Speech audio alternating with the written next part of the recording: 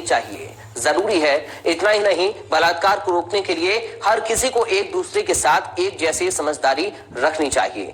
इसी मुद्दे पर आज हम पोलियो राजस्थान की टीम ने प्रदेश के अलग अलग स्थानों पर जाकर लोगों से उनकी राय जानी है। तो सबसे पहले आपको लेकर चलते हैं जयपुर, जहां पर इंडिया न्यूज संवाददाता विशाल शर्मा ने लोगों से बातचीत की और उनकी राय जानी।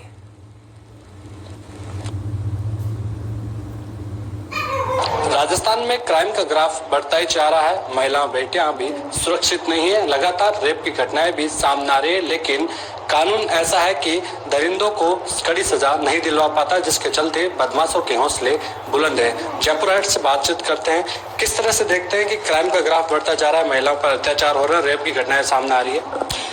अगर हम लोग थोड़ी समय पहले की बात करें तो एनसीआरबी का डेटा भी आया है और उसमें राजस्थान को रेप में सबसे ऊपर रखा गया है। तो ये प्रदर्शित करता है कि हाँ, लगातार जो घटनाएं हैं, जो महिलाओं के खिलाफ जो हिंसा है वो बढ़ती ही जा रही है।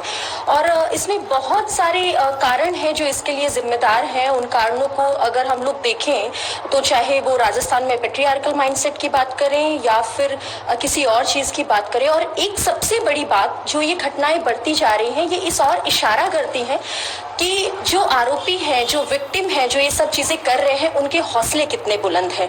क्योंकि अगर हम लोग देखें कि लंबे समय से कोई भी आरोपी है, उसके खिलाफ साल लग जाते हैं क्या है उस केस को हमें उसका निपटारा करने में, और वो ये इनके हौसलों को बहुत ज्यादा बुलंद करता है। और ये भी बताता है कि कहीं ना कहीं वो जो माइंडसेट है, पागल आदमी है, वो जा नहीं पा रहा है और लोग करते ही जा रहे हैं। इसमें मानसिकता की बात आती है, कहीं ना कहीं मानसिकता भी जिम्मेदार है और समाज भी जिम्मेदार है। इसको किस ओर देखते हैं?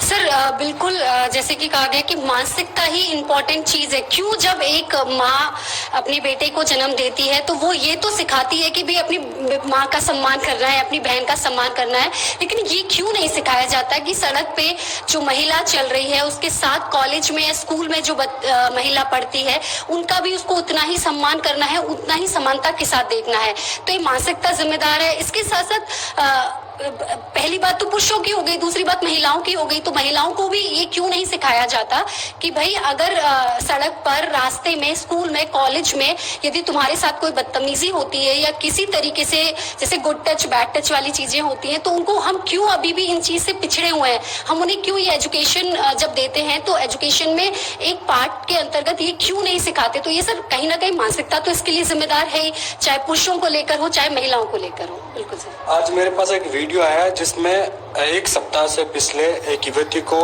जो मंचल है उन परेशान कर रहे हैं, यूनिवर्सिटी के बाहर आते हैं, फप्तियां कसते हैं, और ऐसा ही एक वीडियो उसने बनाया था। लेकिन खड़ा होता है सवाल कि निर्भया स्क्वाड, जो कि बताया जा रहा है कि जो बच्चियां हैं उनको सुरक्षित स्थान पर पहुंचाती है, उनकी हेल्प करती है, लेकिन एक सप्ताह से परेशान कर रहे हैं युवतियों को जो मंचले हैं, लेकिन कोई ठोस कार्रवाई नहीं हुई पाई। जी देखिए, यहाँ पे दो चीजें हैं। पहला प्रश्न तो ये उठता है कि उस महिला को एक सप्ताह से परेशान कर रहे हैं। तो पहली बात तो ये आती है कि हमारा, अगर आप आईपीसी देखेंगे तो उसमें 354 है, जिसमें ये बताया जाता है कि कोई भी पुरुष या कोई भी मंचला अगर किसी महिला को चेस करता है, स्टॉक करता है, पीछा करता है, तो उसके लिए भी कड़ी सजा का प्रावधान है।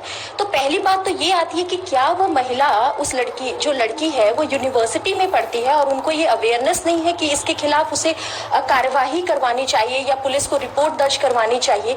दूसरी चीज जो यहाँ पे पनपती है वो ये पनपती है कि यूनिवर्सिटी लेवल पे भी आके लॉ की जानकारी क्यों नहीं है। उसका रीजन ये है कि जब हम कोई डिग्री करते हैं तभी हमें लॉज की जानकारी दी जाती है, ना कि स्कूल स्तर पे।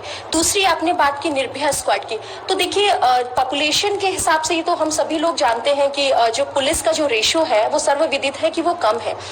दूसरी चीज, लॉ एंड ऑर्डर को भी बहुत ज्यादा स्ट्रिक्ट होने की जरूरत है, क्योंकि हम 21st सेंचुरी में जी रहे हैं, विमेन एम्पावरमेंट की बात करते हैं, और उसके बाद में भी कहीं ना कहीं जब हम ऐसी चीजों को सुनते हैं तो ये बेहद शर्मनाक है कि लॉ एंड ऑर्डर बिल्कुल इतना स्ट्रिक्ट क्यों नहीं है, उन मंचलों में इसका डर क्यों नहीं है। खासतौर पर जो बेटियां हैं उनको अपनी खुद की सुरक्षा पहले करनी चाहिए, उसको लेकर किस तरह का मैसेज देंगे आप? बिल्कुल, मैं महिलाओं से, बेटियों से, बच्चियों से ये कहना चाहती हूँ, उनको विशेषतः ये मैसेज देना चाहती हूँ कि देखिए, सबसे पहली चीज घबराने की, डरने की जरूरत नहीं है।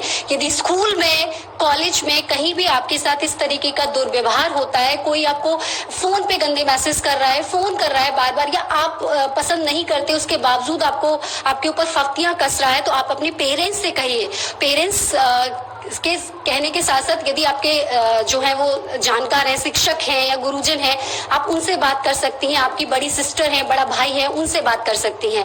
दूसरी बात ये कि इसके साथ साथ जैसे आजकल तो सर गूगल है, इंटरनेट है, तो उसके यदि आपको जानकारी भी नहीं है तो गूगल इंटरनेट के थ्रू भी आप जानकारी जुटा सकती हैं कि यदि आपके साथ इस तरीके के क्राइम हो रहे हैं तो आप क्या करें।